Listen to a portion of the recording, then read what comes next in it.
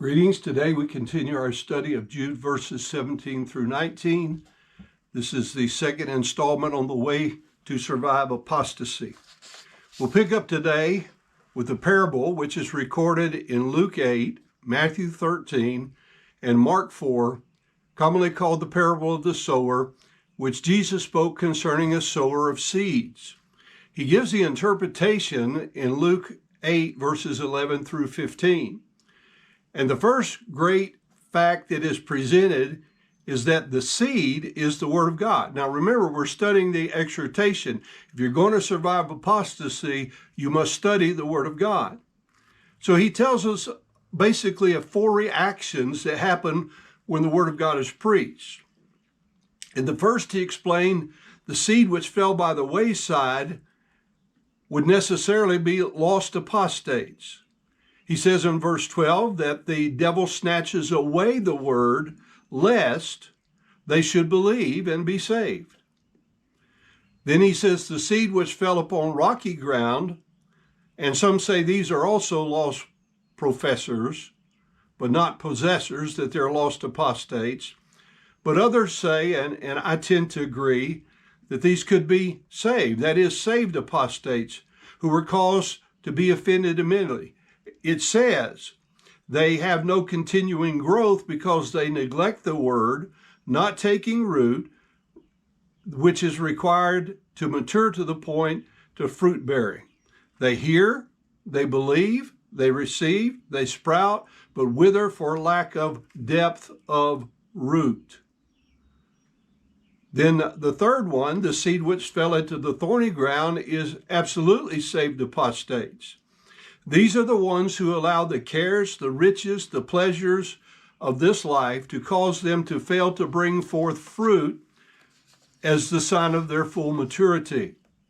The seed which fell into good ground, number 4, are the faithful saved. These are not saved apostates. These are the ones who are very few. In fact, we could lump all three in the category where Jesus says many are called. That's the lost apostates who allow the seed to be snatched. That's the ones who take no root and fall by the wayside. That's the ones who go away because they're too involved with the cares, the riches, and the pleasures of this life. But the faithful are the ones God is looking for. He says, these are the ones who with honest and good heart hear the word, keep the word, and bring forth fruit with patience, and that's patient endurance. Matthew 13:23 gives us gradations. We either have no fruit, 30-fold fruit, 60-fold fruit, or 100-fold fruit.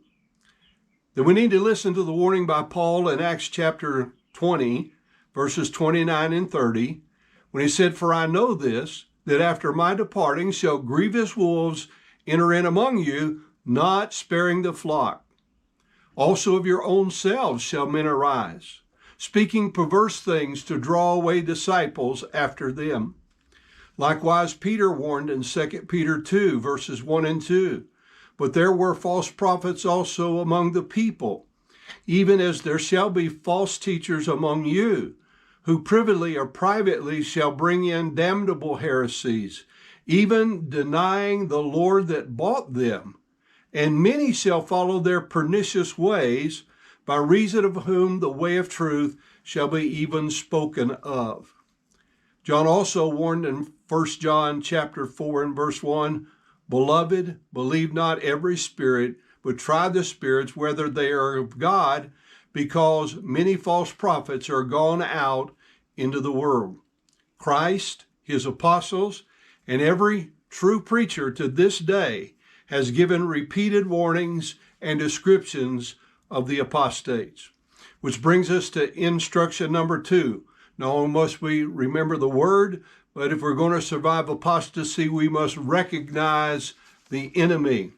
Jude verse 19 literally says, these are they are being the ones separating themselves, natural or sensual ones, not having a spirit.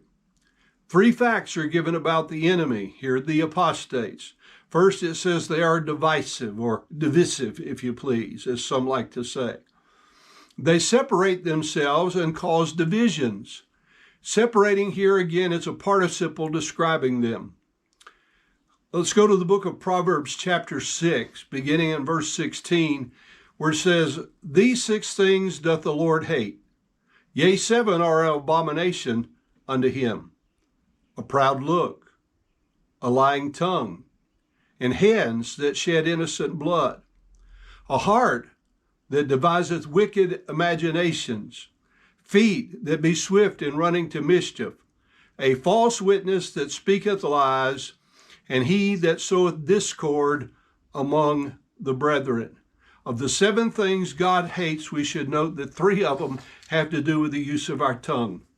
We'll close today with a reminder from Philippians 3, verses 17 through 19. "Brethren, be followers together of me, and mark them which walk so as ye have us for an example. For many walk, of whom I have told you often, and now tell you even weeping, that they are the enemies of the cross of Christ, whose end is destruction, whose God is their belly, and glory is in their shame, who mind earthly things."